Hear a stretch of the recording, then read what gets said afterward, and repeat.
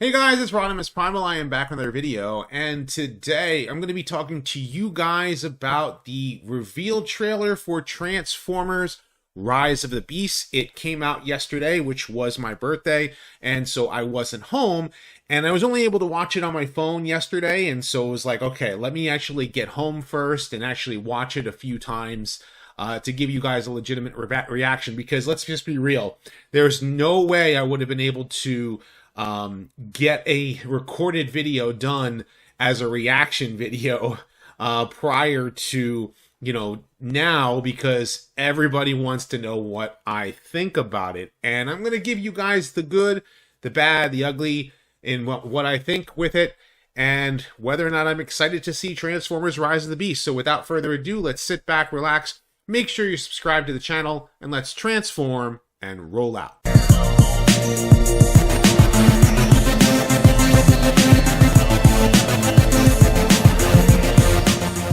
Consider supporting the channel on Patreon, becoming a channel member, or purchase some merch on my spring store today. Okay, so as I said, the official trailer dropped yesterday, and I watched it over quite a few times. And here's the thing. I'm not going to play it and actually give you guys a reaction, as far as, watching it and reacting to it, because it wouldn't be genuine. I wouldn't be able to give you guys the most genuine look at it, because it's there's so much good and so much bad out of it that I'm just I'm excited to see it. I'm hoping the movie is good, and at the same time I'm very cautiously optimistic. I always say this, so many, I saw some posts on different Facebook groups and stuff, as I say, usually cautiously optimistic, because when you see a lot of these Transformer series, it's great to see them on the big screen, and that's what's going to end up happening for a lot of folks. Remember, Transformers The Last Night had a trailer that made a lot of people wonder, how it was going to turn out. The movie ended up being very different, in its finished result, and I guess seeing robots on the big screen is kind of eye candy for you, and then when you think about it, a week later, you're like, is this movie really that good, or is it really that bad? Or, you have to watch it more than once almost sometimes to try to get digest it all. And Transformers is one of those franchise that does that. So that being said, I'm just going to kind of skim through parts of it here, for millions of years. Of course, establishing shots that they're in New York City and that they're going to different places, obviously in the jungle. And, but something else has awakened, and we wonder what that is, right? So we get our first glimpse at Optimus Primal, because the thing that they're going to be doing with Transformers Rise of the Beast is exactly that. They're going to be merging the movieverse with, or at least the establishment of the movieverse that we see out of Bumblebee, with Beast Wars. And how they're doing it, I'm really curious as to how this particular timeline works, because in, Beast Wars, the whole entire establishment with Beast Wars was this, at least as far as the cartoon was concerned. They had traveled through space and time, they crash landed on prehistoric Earth, and they took the animal forms in order to protect themselves from the overdeveloped amount of energon. They didn't know they were on Earth, but once they figured out they were on Earth, and they were in a time before humans came onto the scene, and after the original Autobot Transformers series started with, had the Ark crash landing on Earth 4 million years ago, they were able to enter the Ark, and then you had the establishment that the Beast Wars continuity takes place in a future of G1, in which the Autobot and Decepticon war happened, but they had time traveled back to a time in which they were able to face each other. So I always want to make that establishment, very, very clear to a lot of folks, because those of you who are not familiar with Beast Wars, in general, I'm a hardcore G1 guy, but where do you think RodimusPrimal comes from? It comes from Optimus Primal being the main character of Beast Wars, and I loved Beast Wars once it really connected itself to G1, and Rodimus Prime being my favorite character. So that's where RodimusPrimal comes from. So seeing this on screen is going to be something that I'm excited for, hoping that it's good. And seeing like a very King Kong size Optimus Primal is both good and bad for me. Because what it basically says is that they're not going to be following the same line that Beast Wars did, where they were a little bit taller than humans. You know, humans were, stand between 6 and 8 feet. You know, the Beast Wars characters stand around like 8 feet tall on average. So when they transform into the animals, if they are the same size as the animals, it's because Cheetor is the same size as a cheetah, but Optimus Primal might be around the same size as a gorilla, but Rat Trap is much larger than a real rat. So that being said, seeing it on screen is pretty cool to begin with. So then, of course, he kind of shows himself off. And here's the other thing I noticed is that the gorilla head is not, he has kind of like a pseudo gorilla hair kind of sticking out here. And I don't know if this is unfinished CGI, but he's kind of a cyborg. So what that tells me is that maybe they're merging the idea of Beast Wars with the Transmetal series, which is like the season 2 stuff. Or they're just, because they're not changing the scale of the Beast Wars characters as they turn into the animals, it's just, he turns into a mechanical gorilla. I guess I can be okay with that. So the other thing that was really neat here was Optimus Prime shows up, and he's on screen, and he does this Mega Man thing. Now, I'm going to be quite honest with you. Here Optimus Primal speaks, you see the blaster. I don't like the Mega Man blaster on Prime. I know, it's kind of a movieverse thing where their hands just turn into guns. And yes, they kind of did that back in G1, but I would prefer Optimus Prime to have his, like, iconic ion blaster. He had a handheld blaster in the Bumblebee movie, which this movie is a sequel to. That's the other thing I want to make mention of. This is a sequel to the Bumblebee movie. And the Bumblebee movie was originally conceived to be a prequel to the live action films, but they decided in its production to change its continuity purposely and say, well, it's not part of the Bayverse. And, of course, the producers wanted to go back and forth with it.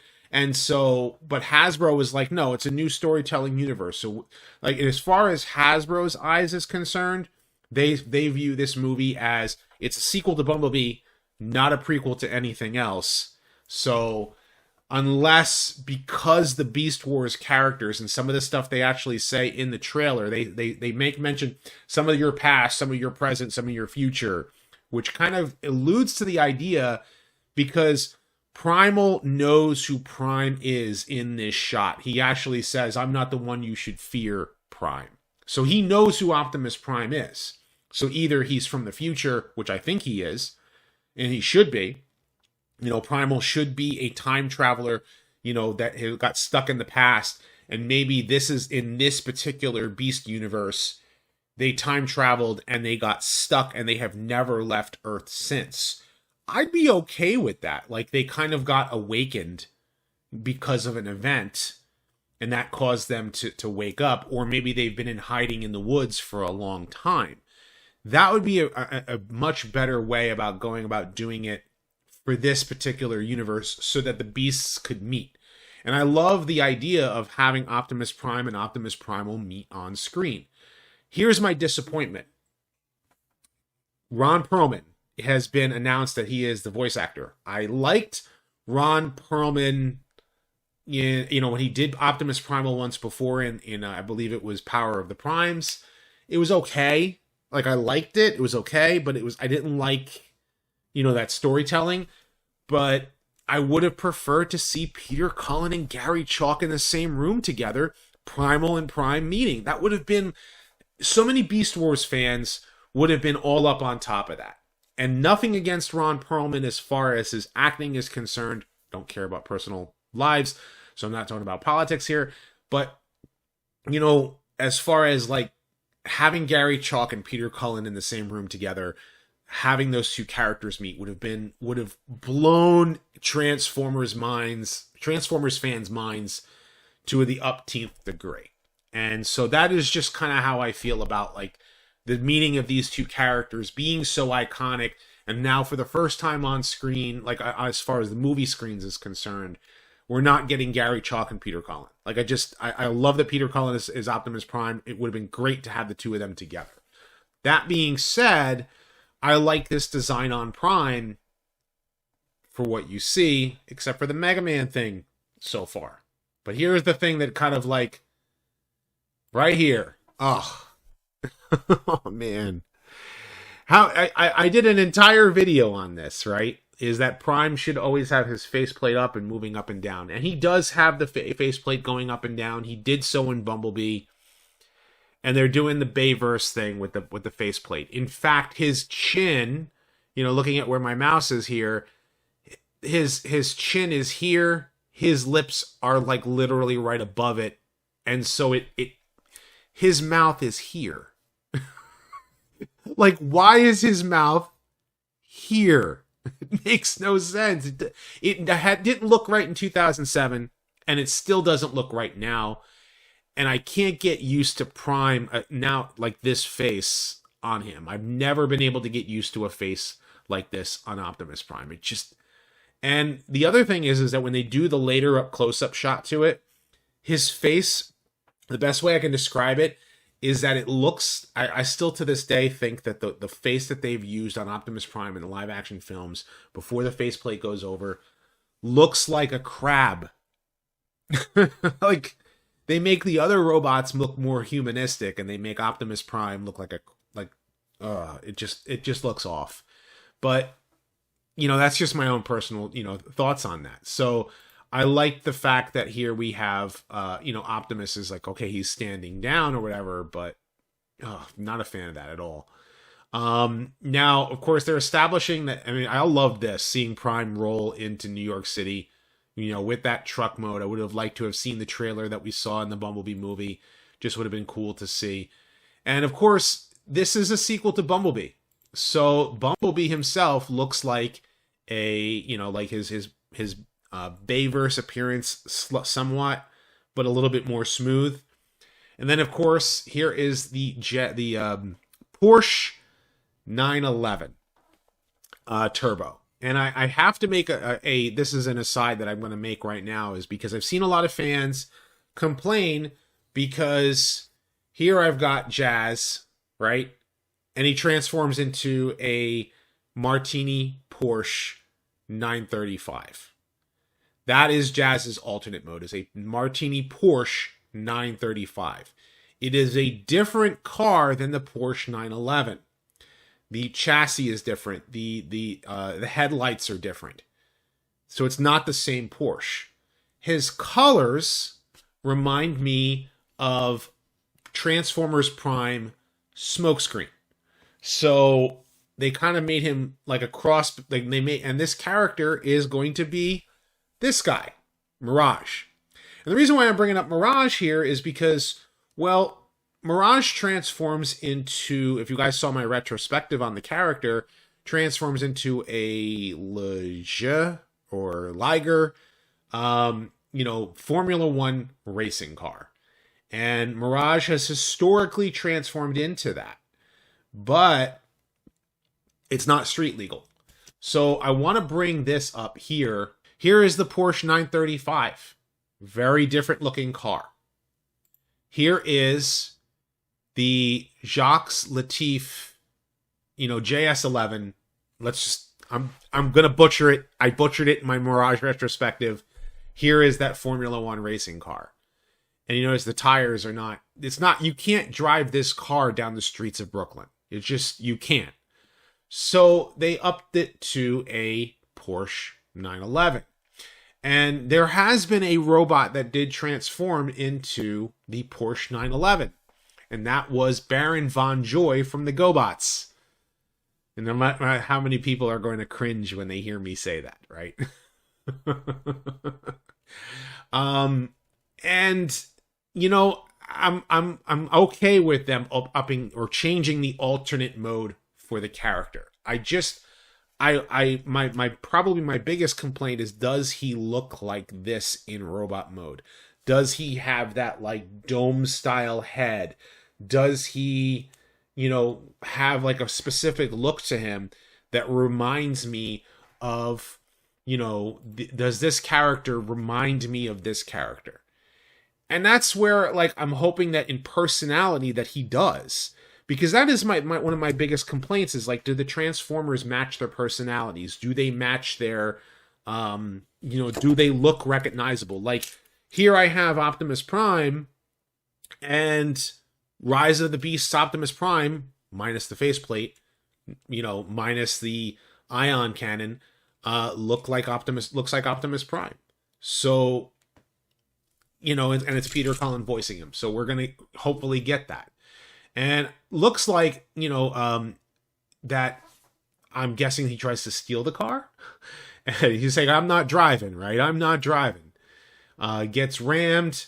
And then he does this really cool thing where he kind of flips himself, like mid-transforms and half readjusts himself in order to get back straight. And I thought that was very cool. Maybe something that Mirage himself has the ability to do. That's kind of neat. And then comes the establishing shot here, which I thought was amazing. You guys look at this shot here. 5 cars, all showing up on the screen to be Mirage. And I saw a lot of people complaining about this, a lot of people pulling this apart and saying, well, Mirage doesn't have the power to, make himself have holograms. That's Hound's ability. Yes and no. Hound has the ability to create holograms according to his tech spec, which I'm going to be working on a retrospective on the character in the near future.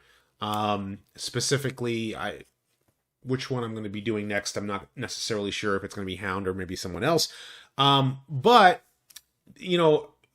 Mirage says that he can actually create illusions to make him look like he's appearing someone else. So he can create the illusion that something else is there.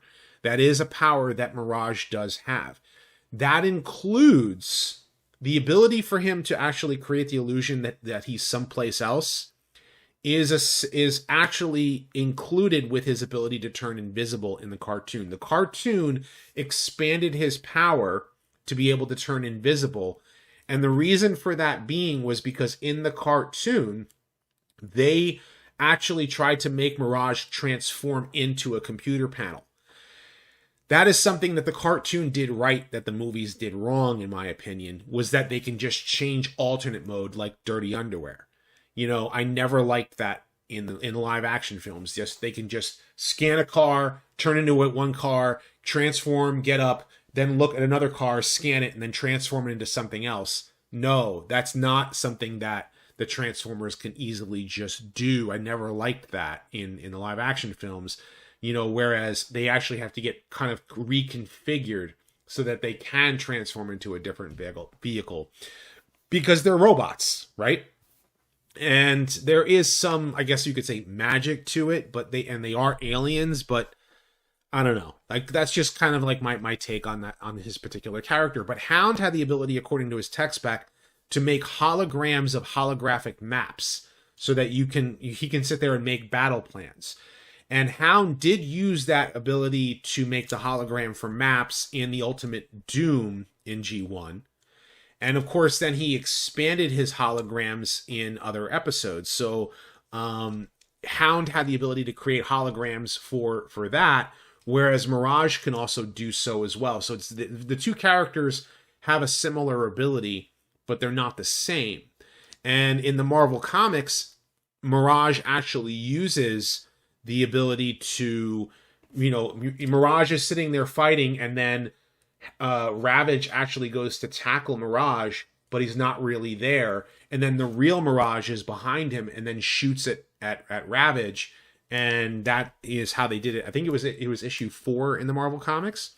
And, then on top of that, Mirage also used his kind of holographic ability to make the rest of the Autobots turn into Menasor. So when you saw the episode Masquerade, the only way that Menasor was able to actually be combined by the Autobots was that Mirage put on the phony face to kind of make it look like they were transforming into Menasor, because they couldn't actually do so. So Windcharger used a magnet beam because that was Windcharger's special ability, and Mirage used the phony face like that was his ability. So Mirage actually uses it here in Rise of the Beast. They also had Mirage do it in Siege, but Mirage also used the invisibility in Kingdom. So in the actual Netflix cartoon, I know I'm spending a little bit of time on this, but I wanted to ensure that fans actually understand like this and kind of don't get like angry with with Rise of the Beasts, because they're kind of like combining abilities, but really it's kind of like Hound and Mirage have similar abilities, and so seeing Mirage use his actual power to create the illusion like this on screen is amazing. So I'm just going to leave it at that. This next shot here I want to talk about was this was the other thing about the size of Transformers. There's Bumblebee in his off-road appearance. So basically he gets an upgrade in Rise of the Beast to be able to go off-roading, because he kind of can't go off-roading. I'm wondering if it's a wheeljack upgrade. Like, hey, let's upgrade you guys so you guys can drive on non-city streets. And then Cheetor is huge. So this is where like Cheetor looks like a little weird in cheetah mode, because it doesn't necessarily look like a full-on cheetah. It's just a giant like creature. And then you see Air Razor shooting fire. When have you ever seen a Falcon shoot fire? Of course not. I'm guessing that in Rise of the Beast they're able to all shoot fire from their mouths. And of course we have Transformers flipping over the place. There's Battletrap shooting a missile, and this van is Wheeljack. And we have RC, and she looks like RC. I'm very, very happy to see that this RC looks like RC. Mind you that she transforms into a motorcycle, and it looks like she's utilizing the wheels that are on her back. They can actually come down, and she kind of use them like roller skates as she's doing here. And she avoids the missile. This was very, very cool. So Wheeljack transforms into this Volkswagen van. And so he's kind of like a service van in some form or fashion. And then, of course, seeing, RC kind of like look like, wow. I know some fans were like complaining about the CGI here. First and foremost, I'm glad she has her glasses on. Like, she's actually able to have the visor come down, because in a later shot, she doesn't have the visor up. And she kind of reminds me, she's almost like a cross between her G1 self, her Energon self, and her Prime self. So she looks like the G1 robot, and she transforms into a motorcycle, and she's red. So she looks like RC. I like this. She looks fantastic. Every fan I've seen comment about her have all said the same thing. She looks great. Maybe a little bit of pink on the lipstick, on her lips might actually look a little bit better. Like my daughter kind of like says the same thing. How come she doesn't have lipstick? Because they didn't put lipstick on her. That's my daughter's reaction to it. So, but seeing her fire back, awesome. Just straight up awesome. And, this is where we get to see Primal talking a little bit more. And here we see more fur. And I'm wondering how the fur works. Is this done on purpose? Are they changing the way that the beasts look when they're in beast mode? I don't know. This shot right here, Bumblebee jumps up as Optimus Prime is kind of like down, and he gets stabbed. So is Bumblebee dead? Or is he mostly dead? Not fully dead, right? This is not Battletrap to my understanding. It's Scourge, is that large truck that we've seen a lot of in some trailers. He is supposed to be leader of the Terracons. The reason why he has all of these different Autobot, Decepticon, Maximal symbols, he wears them like jewelry around him, is because every single Transformer he kills, he removes their faction symbol off of their body and actually wears it as a trophy like the Predators do. So that's basically the Terracons are the villains of this movie instead of the Predacons. So this is what's going to anger a lot of fans. I know a lot of Beast Wars fans are like, where's Megatron? Where's Pterosaur? Where's Scorponok? Where's, all of the favorite Beast Wars Predacons? Like, they're not there. Where's Waspinator? They're not in this movie, I don't think. They're just going to be doing the 4 Maximals, and that's it, which kind of stinks for fans, because I know some people want to see that. And I'm wondering here, is Bumblebee killed? Did they kill Bumblebee? Or did they seriously injure him? Maybe he might become Goldbug. We don't know. We'll see in the near future. And this shot right here was really cool because we get to see Mirage from the back in his robot mode. We also get to see what RC looks like here. She looks fantastic. And I think this is Wheeljack. And I'm kind of disappointed in Wheeljack because Wheeljack does not look recognizable. I've always been a big proponent of that. A Transformer should be recognizable, to other iterations of the character. Even if you want to make changes, slight changes to their alt mode, you want to change Mirage transforming from a Formula 1 into a street legal vehicle, he should look like Mirage. Wheeljack, you want to turn him into a van. How much does he look like Wheeljack?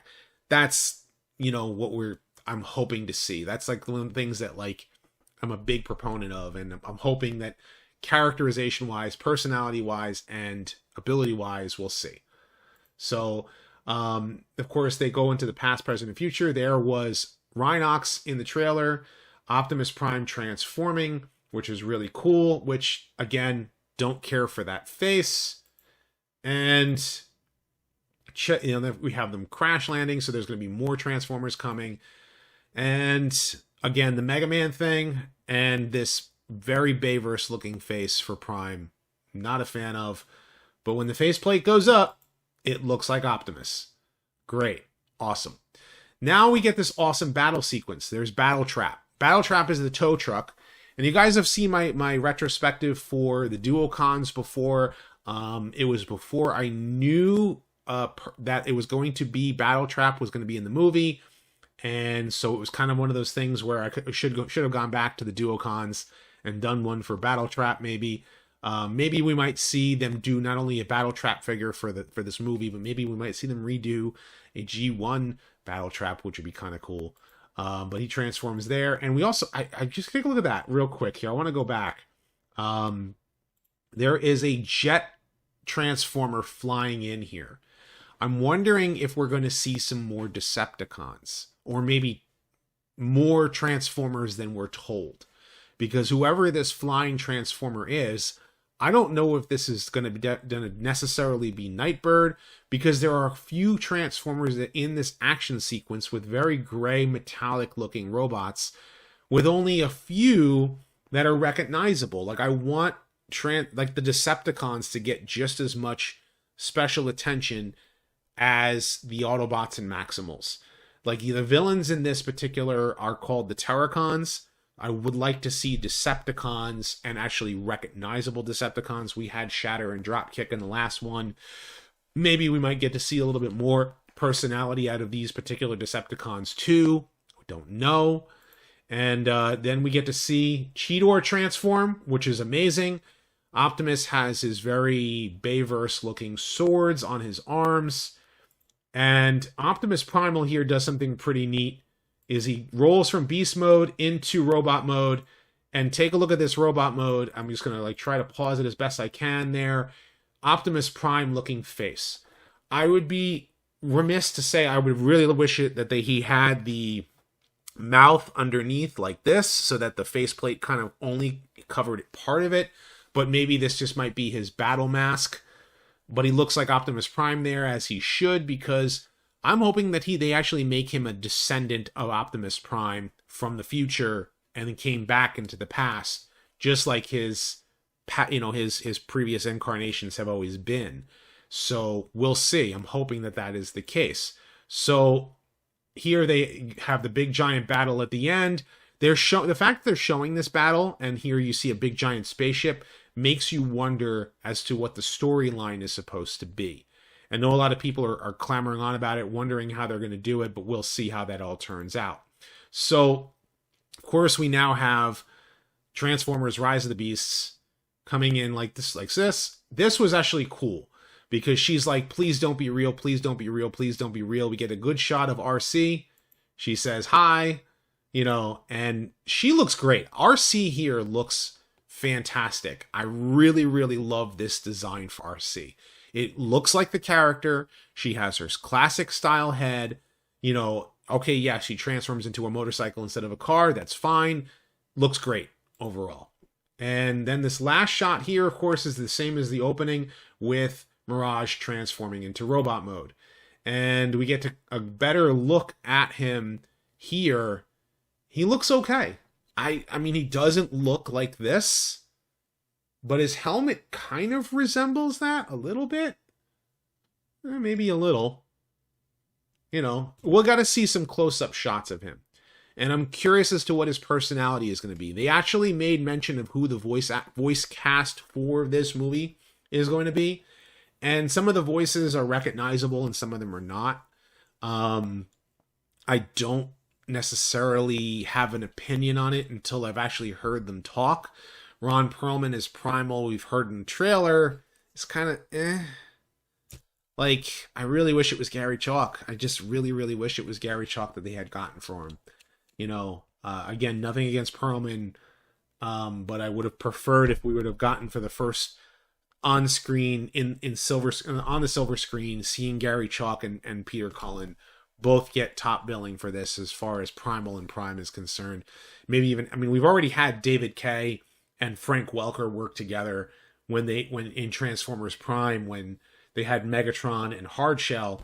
But I would have liked to have seen Gary Chalk and Peter Cullen work together. But, you know, here, it looks okay. The movie looks... The trailer did get me excited. I am not going to lie. It did get me excited, but I'm cautiously optimistic. I think that this movie has potential, but it also has potential to suck. And so it's where you have to look at this trailer and go, I really want to see how this turns out. I'm hoping it's good. I'm hoping that the things that I'm being hypercritical about as a fan don't take away from, you know, it being a good movie. And I'm hoping that Transformers fans in general get excited about this, to see another Transformers film on the big screen, and we're all hoping it's good. But I want to know what you guys think about the trailer. You know, did you think it was awesome? Are you excited about it? Or do you think it's going to suck? Do you hate the fact they've changed some of the characters around? You know, again, the movie takes place in 1994, so it could very well be part of the Bayverse. It could not be. They may actually turn around and change that. But of course, leave your thoughts in the comment section below. Be sure to thumbs up this video and subscribe. Check out my other videos as well. I have many more Transformers discussions, news, retrospectives, and more coming down the pipeline, so stay tuned for all of that. And as always, guys, until next time, till all are one.